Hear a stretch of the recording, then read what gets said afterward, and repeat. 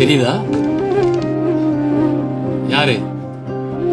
சின்ன பையனா? சிவபிரகாசம் எனக்கு ஜூனியரா நடிச்ச பையன், எனக்கு சீனியரா வந்து நிக்கிறான். ரொம்ப சந்தோஷம் நீ வந்தது. இவரை நாங்கள் வந்து கண்டுபிடிச்சது ஒரு பெரிய கதை. சேலம் பக்கத்தில் ஒரு ஊர். இவருக்கு நமக்கு எந்த சம்பந்தமும் கிடையாது. ரத்த சம்பந்தம், கடித சம்பந்தம் எதுவும் கிடையாது. ஒரு ஃபோட்டோவை என்னுடைய 10வது படிக்கும்போது நான் எடுத்த ஃபோட்டோவை எடுத்து தினத்தந்தி பேப்பரில் போட்டேன். அதுக்கு நிறைய பேர் அதுக்கு அப்ளை பண்ணியிருந்தாங்க என்னோட சிறு வயதாக நடிக்கிறதுக்கு. அதில் இவர் முகம் அன்னைக்கு எனக்கு அவ்வளோ அழகாக மேட்ச் ஆச்சு.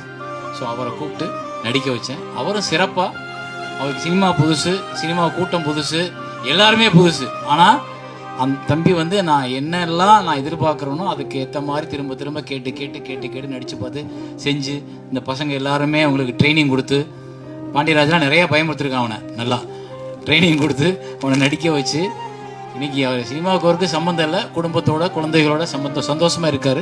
ஆனால் அந்த சின்ன வயசு கதாபாத்திரம் எல்லாராலையும் பேசப்பட்டது. நிறைய பேர் கேட்டாங்க, சார் அது நீங்கள் தானா, இல்லை உங்கள் குரலா அது, இல்லை அவர் அப்படியே உங்களை மாதிரி இருக்காரு. அப்போ அவ்வளோ தூரம் அந்த கேரக்டர் உண்மையாக ரொம்ப எனக்கு நெருக்கமாக இருந்ததுனால தான் எல்லாராலும் ஏற்றுக்கொள்ளப்பட்டது. அப்போ அதுக்கு ஒரு நல்ல சினிமா அமைகிறதுக்கு இறைவன் எங்கேயோ ஒரு இடத்துல முடிச்சு எல்லாத்தையும் போட்டு வச்சிருவோம். எனக்கு எல்லாமே புதுசாக இருந்தது.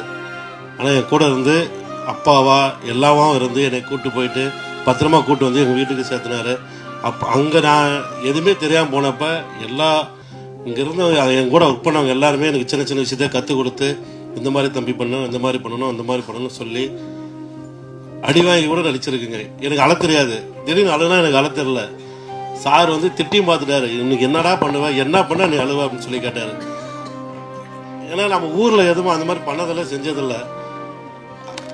அப்போ சார் வந்து சரி உனக்கு அடிச்சாவது அழுகு வருமானு, அப்போ கூட எனக்கு அழுகு வரல.